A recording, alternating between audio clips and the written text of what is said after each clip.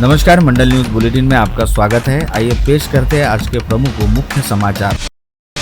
Dufferin अस्पताल के NICU व एसएनसीयू विभाग में विगत सोमवार तड़के हुए भीषण अग्निकांड के बाद प्रशासन, स्वास्थ्य विभाग व विभिन्न जांच एजेंसियां पूरी तरह सक्रिय हो गई हैं। 3 नवजात शिशुओं की दर्दनाक मौत और कई बच्चों के प्रभावित होने की घटना के बाद जहां एक और जांच प्रक्रिया तेज कर दी गई है, वहीं दूसरी ओर भविष्य में ऐसी दुर्घटनाओं की पुनरावृत्ति रोकने के लिए अस्पताल की अग्नि सुरक्षा व्यवस्था का व्यापक परीक्षण व प्रशिक्षण अभियान शुरू किया गया। इसी कड़ी में आज गुरुवार दोपहर डफरिन अस्पताल परिसर में फायर सेफ्टी का विशेष प्रात्यक्षिक डेमो आयोजित किया गया, जबकि दूसरी ओर फॉरेंसिक विभाग ने आग से प्रभावित एनआईसीयू कक्ष को औपचारिक रूप से सील कर दिया। वहीं राज्य सरकार द्वारा गठित उच्च स्तरीय जांच समिति के अध्यक्ष व स्वास्थ्य आयुक्त डॉक्टर संजय काटकर भी प्रारंभिक जांच पूरी कर नागपुर रवाना हो गए, जहां वे अपनी रिपोर्ट तैयार करेंगे। इसके अलावा आज ही विधायक संजय खोड़के व सुलभा खोड़के ने डफरिन अस्पताल परिसर का दौरा कर हालात का जायजा लिया।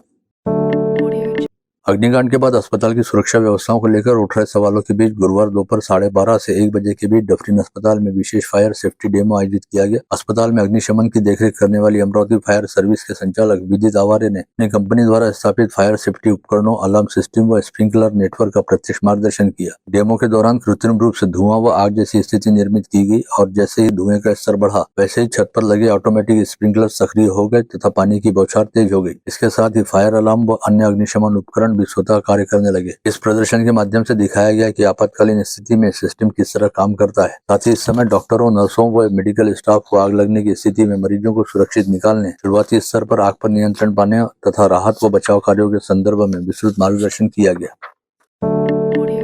इस फायर डेमो से पहले सुबह 11:30 बजे अमरावती की विधायक सुलभा खोड़के तथा विधान परिषद सदस्य संजय खोड़के ने डफरिन अस्पताल का दौरा किया। विधायक खोड़के दंपति ने अग्निकांड में पूरी तरह जल चुके एनआईसीयू कक्ष का निरीक्षण करते हुए घटना से संबंधित रिकॉर्ड व दस्तावेजों का अवलोकन किया, जिसके बाद उन्होंने जिला शल्य चिकित्सक विनोद पवार तथा अस्पताल के वरिष्ठ चिकित्सकों, नर्सिंग स्टाफ, देखरेख कर्मचारियों, दमकल विभाग के अधिकारियों के साथ विस्तृत बैठक में आपदा प्रबंधन, अग्नि सुरक्षा, अस्पताल की तकनीकी व्यवस्था तथा भविष्य की सुरक्षा योजनाओं पर चर्चा की गई।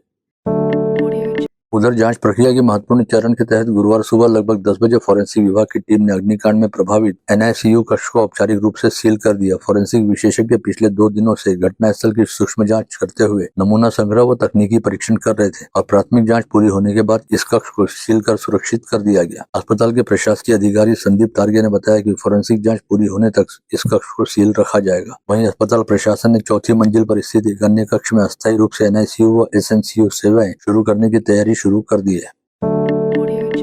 इस बीच डफरिन अग्निकांड की जांच के लिए राज्य सरकार व स्वास्थ्य मंत्री प्रकाश आंबेडकर द्वारा गठित उच्च स्तरीय जांच समिति के अध्यक्ष व राज्य के स्वास्थ्य आयुक्त संजय काटकर बुधवार को अमरावती पहुंचे थे। उन्होंने पूरा दिन जिलाधीश कार्यालय में रहकर मामले से जुड़े विभिन्न पक्षों की जानकारी ली और रात करीब 1 बजे तक संबंधितों के साथ विस्तार के साथ पूछताछ की, जिसके बाद आज गुरुवार सुबह संजय काटकर नागपुर के लिए रवाना हो गए। उनका कार्यालय फिलहाल स्थायी तौर पर मुंबई से नागपुर स्थलांतरित किया गया है। ऐसे में डॉक्टर काटकर अब अपने अस्थायी कार्यालय में बैठकर डफरिन अग्निकांड की विस्तृत जांच रिपोर्ट तैयार करेंगे, जिसे आगामी दिनों में राज्य सरकार को सौंपा जाएगा।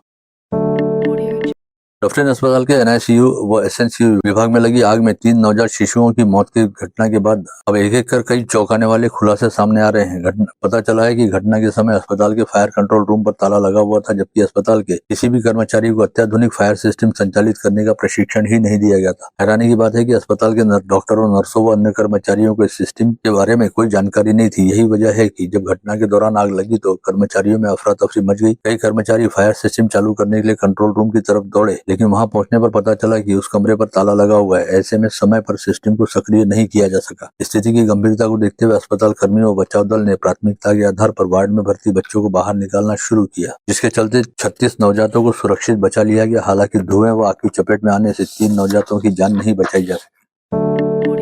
डफरिन अस्पताल में हुए भीषण अग्निकांड और 3 नवजात शिशुओं की दर्दनाक मौत के बाद राज्य सरकार ने चिकित्सा उपकरणों की खरीद प्रक्रिया में व्यापक बदलाव का निर्णय लिया है। चिकित्सा शिक्षा विभाग अब वेंटिलेटर सहित अन्य जीवन रक्षक उपकरणों की खरीद के लिए नए स्टैंडर्ड ऑपरेटिंग प्रोसीजर तैयार करेगा, जिसके लिए विशेषज्ञों की उच्च स्तरीय समिति गठित की जाएगी, जो उपकरणों की गुणवत्ता, तकनीकी मानकों, सुरक्षा प्रोटोकॉल का नया ढांचा तैयार करेगी। साथ ही राज्य के सभी मेडिकल कॉलेज और संबद्ध अस्पतालों में इलेक्ट्रिकल सिस्टम व अग्निशमन सुरक्षा व्यवस्था का थर्ड पार्टी के माध्यम से विशेष ऑडिट कराने का निर्णय भी लिया गया है।